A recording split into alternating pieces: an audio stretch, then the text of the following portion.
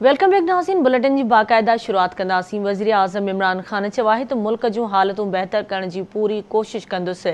वज़ीर आज़म इमरान खान सखर में तक़रीब खे ख़िताब कंदे चयो त जॾहिं खां वज़ीर आज़म बणियो आहियां सिंध अंदरि अचण जो मौक़ो नाहे मिलियो। सिंध जा केतिरा इलाइक़ा तरक़ीअ जे लिहाज़ सां घणो पोइते आहिनि।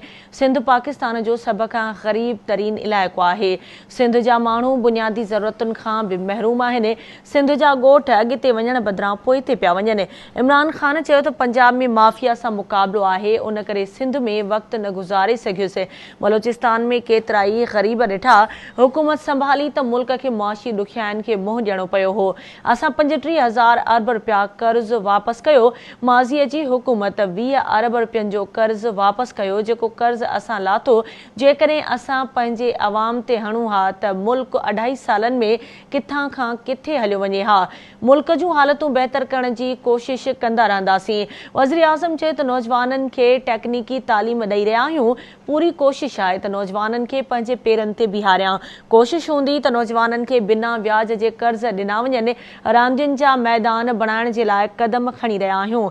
इमरान खान चयो त कोरोना जे करे मज़दूर तबिके खे ॾुखियाईनि खे मुंहुं ॾियणो पियो। लॉकडाउन जे करे पाकिस्तान में ओचितो ग़ुर्बत अची वई। सिंध जे तरक़ियाती पैकेज जी तयारी कई वई। वज़ीर आज़म चयो त कराची भरिसां ॿेट ते शहर अॾण जो मंसूबो तयार आहे। मंसूबे सां मुल्क खे फ़ाइदो थींदो। ॿेट जे मंसूबे सां सिंध जे माण्हुनि खे रोज़गार मिलंदो।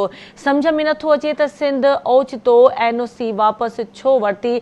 सिंध हुकूमत एनओसी वापसि वठण वारे फैसले ते नज़रसानी करे। हमारा इतना बड़े माफिया के साथ मुकाबला था उधर पंजाब में, इसलिए इधर भी मुझे मौका नहीं मिला जो मैं टाइम सिंध पे गुजारना चाहता था।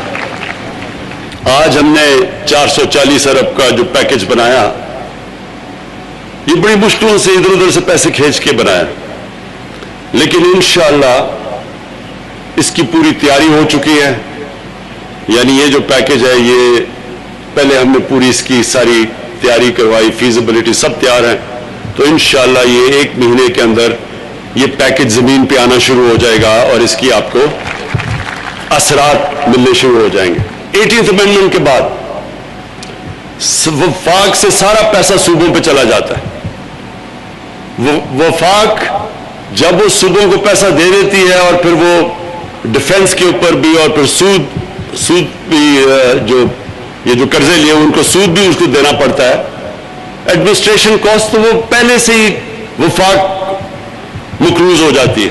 कराची के पास एक जजीरा है जो ऐसे ही पड़ा हुआ है बड़ी देर से। हमने उसके ऊपर एक बहुत बड़ा मंसूबा बनाया, बिल्कुल एक नया शहर उधर बन जाए। और सब तैयारी हमने कर ली, बाहर से इन्वेस्टर्स भी तैयार हो गए। सिंध हुकूमत ने हमें नो ऑब्जेक्शन सर्टिफिकेट भी दे दिया और उससे अरबों अरबों रुपए का सिंध के अंदर पैसा आना था। सिंध के लोगों को नौकरियां मिलनी थी, जो वेल्थ जनरेशन होनी थी, यानी जो एक पूरा शहर बनना, इसका मतलब जो रोजगार जो खर्चा होना था वो सारा सिंध में होना था। सिंध हुकूमत को हमने ये भी कह दिया कि जो नफा भी होगा वो भी आप रखें। तक नहीं समझ आई कि क्यों। आखिरी एकदम उन्होंने हमारे नो ऑब्जेक्शन सर्टिफिकेट करके वापस ले लिया और मैं ये उम्मीद रखता हूं कि इसके ऊपर नजरसानी करें। मुल्क का भी फायदा है और सबसे ज्यादा सिंध का फायदा है।